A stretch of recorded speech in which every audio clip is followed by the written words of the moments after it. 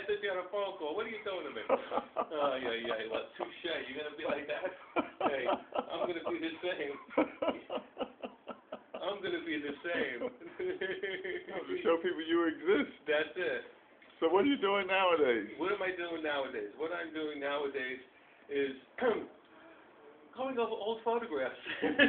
No, I'm still shooting a little. I'm still shooting jewelry. Yeah. I moved, I think, since I've seen you. I don't know. How many times have you moved? Oh, I moved a lot lately. I'm on 29th Street now. I was on 25th Street for about 10 years from different places. So. You thinking about going to Carnegie Hall again? No. No, those days are long gone. Carnegie Hall is no more artists. Carnegie Hall now is... How long were you there? Well, I was next door for 20 years. Wow. 140, yeah.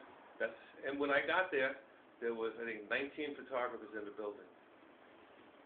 What year was that? 1975. What was it like? How did you get into the Carnegie Hall? Well, it wasn't Carnegie Hall. I was next door on 140. Okay. And how did I get to? Oh, I was working. I was freelancing I was looking for a job. I was freelancing, and this model I knew, Pam Sutherland, bumped into me on the street one day. She says, "Oh, I know this photographer. He's looking for somebody who knows how to shoot 8x10. Because I shoot 8x10. I was an assistant for Roger Prigent. I shot 8x10." So she turned me on this guy was Joel Brodsky. So I went to see him. He says, "Oh, blah, blah, you work for Prigent. Oh, okay. Well," so I got a job as an assistant, and that's how I got into the building. And then I worked for a bunch of other photographers. Then I shared a space with two photographers, Jules Fichette and Mario Cal. Then I shared a space with Bob Scher. Then Bob Scher left, and I was all alone for the next 20 years. What kind of work were you doing? Mostly Revlon, Avon, cosmetics. A lot of cosmetics.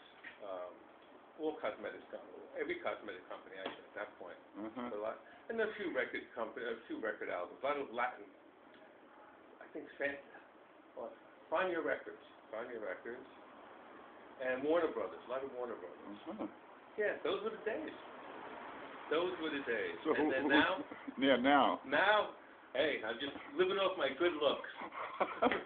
So I'm not doing too well. You still shooting 810? No, I haven't shot. My camera is still. I haven't shot 810 since. Well. What kind of lighting were you using back then? Strobe or? Yeah. Always use strobe. Yeah, always Balfour. I still have some of them. Yeah, I still have some packs. Well, my heads are still Balfour there. 20 years old. Yeah. And the packs, this fella, he used to work for Balfour, Kusla, Fellenstein.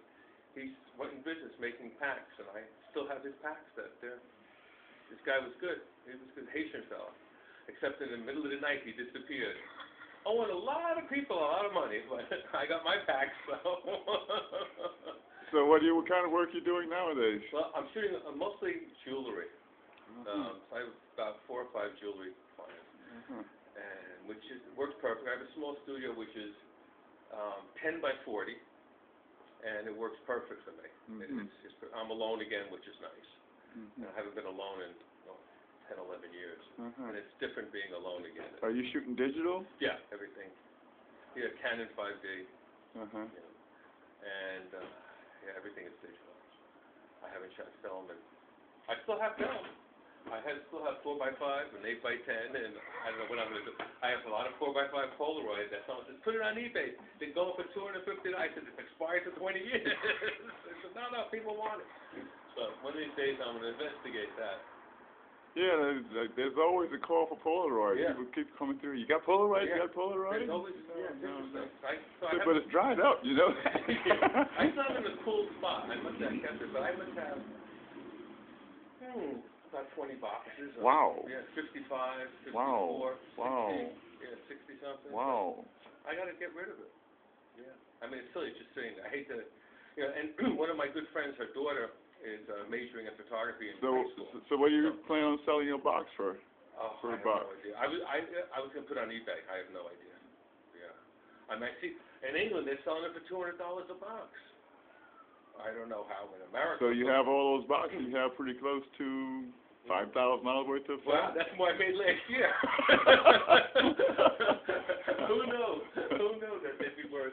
Yeah, I don't know exactly what it's worth. I have no idea. But it's one of the things I actually was going through it the other day. Uh-huh. It's about the 4th time that it's an iron. So you keep it in a nice, Yeah, it's been cool. It's been about 50 degrees, 55 degrees, yeah. Uh-huh. It was refrigerated up until about a year ago, and then when I left that studio, but it's been in a cool place, so. Yeah, I've been trying to take care of it. I had some loose, actually, and I shot it. Remember the old 110 cameras? Yeah. Right? Yeah. Well, I still have one with I think it must be a B. I think it's a 110B. I'm not sure. B. With the lens that you could. Yeah. Uh-huh. They were still filming it, right? And I shot it, and and I have 3 rolls of film still, and that went out. That was outdated, 1960s. Yeah. And it still works? It still works. I mean, like 2/3 maybe I'm fine. Yeah, it came out. It's art now. I'm going to put together a thing. It's called art. So what about all the stuff you've done? You still got collections of all of that material? Tons. Yeah. Do you think about doing a book of who you used to be and who you are today? Images, the problem history? is, the problem is like my street photography, which I still do, but now not as much at all. But it was all black and white, and so I have negatives, contact sheets. I have a file, original file cabinet. Wow. One's black and white and one's color. So that's a year's work to go back through that stuff. Yeah, and the thing, a lot of it though, like my commercial work isn't worth anything. Who wants some, Charles Service eyeliner from 1985? Well, different techniques were going on then. You look Yeah, at the techniques, really, what people was really buying into, and how you was able to actually Yeah, satisfy that. I mean, most of it's really straightforward product stuff, and the ads are it's all boring now to me. But my personal stuff, the trouble is everything has to be scanned. And I had one shot that I went to Babu to get scanned, 35 millimeter. I wanted it big, so I wanted to make a 20 by 30 print. It cost like $80 to scan one negative. So you haven't gotten over into the scanning process yet? Well, yeah, but you need a really great scanner. I mean, to really quality watch. I mean, to scan in large formats. Yeah. Oh yeah. It really has to be good quality. Yeah, It doesn't. I mean, I've had a scanner for years. I mean, I still scan, but the quality is not. Yeah, and it could be better. Again, we were brought up, everything has to be sharp and crisp and the perfect color. Now, I mean, we shoot with cell phones. I mean, well, I knew when it was all over when, actually, I'll tell you exactly what year it was. I was on, it was 2002. And I still was shooting film. I was shooting mostly 4x5. And this client said to me, I'm going to, this is a small catalog, too. It's only about 10, 15 shots, small brochure. And, maybe we should shoot it digitally. So I said, well, I'm investigating digital. And I just bought a Nikon Coolpix, which I forgot was like 2 megs or something. I mean, really teeny. But I was playing around with it, and I said, the images are going to be small. So I said to him, it's really expensive to rent those stuff. I'll just shoot 4x5 and we'll scan it, and blah, blah, blah. So one day I'm sitting in my office, and the light was late, about 3 o'clock, mid-afternoon. And I had the bottle on the window. I was looking at it. I said, wow, look at the way this light's coming through the window. I shot every bottle on that window with my Nikon Coolpix and sold it to them, and they bought it. And I told the fella that I shot it 4x5 and scanned it. But the images were 2.5 inches or whatever.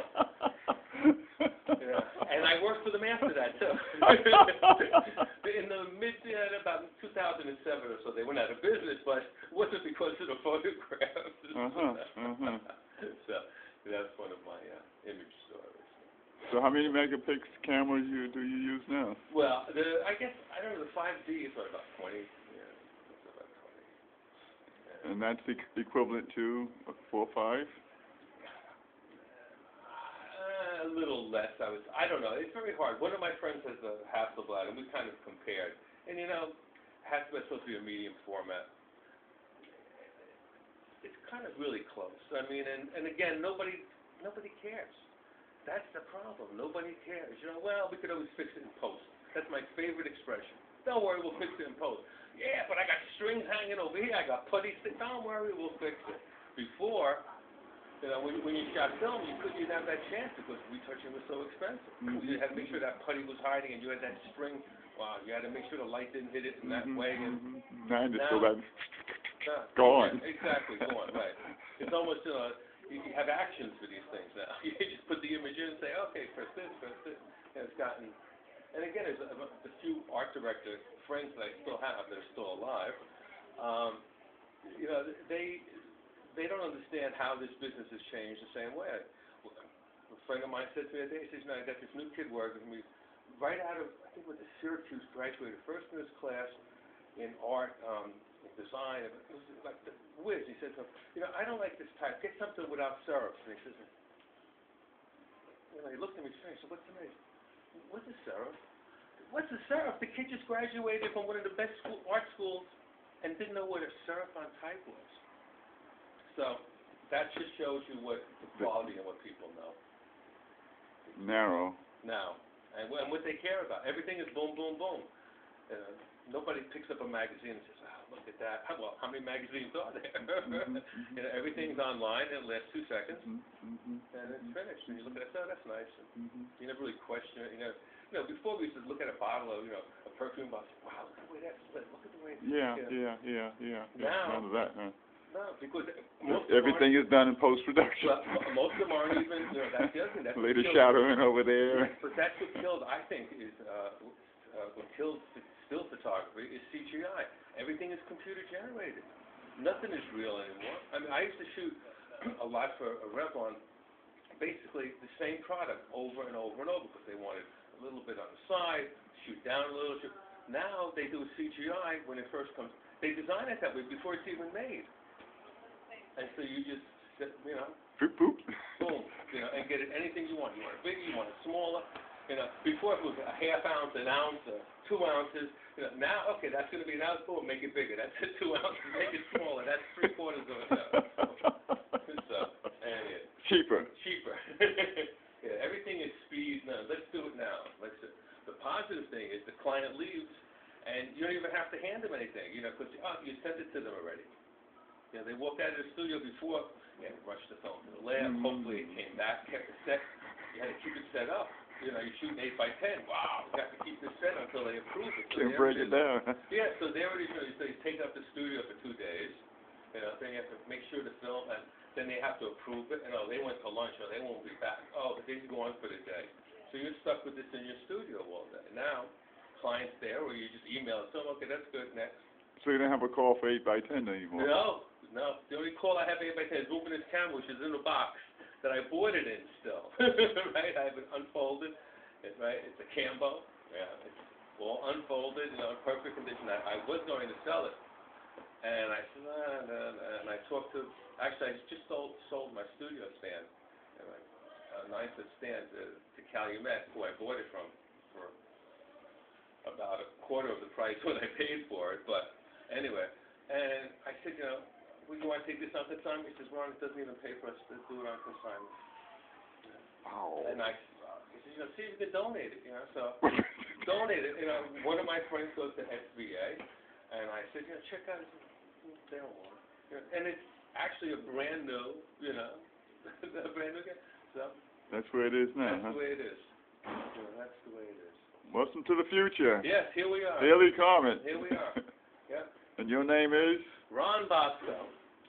And you've been in the business how many years, Oh, you say? God, since in 1972. I was a young whippersnapper. RonBosco@gmail.com. Thank you very much. Thank you.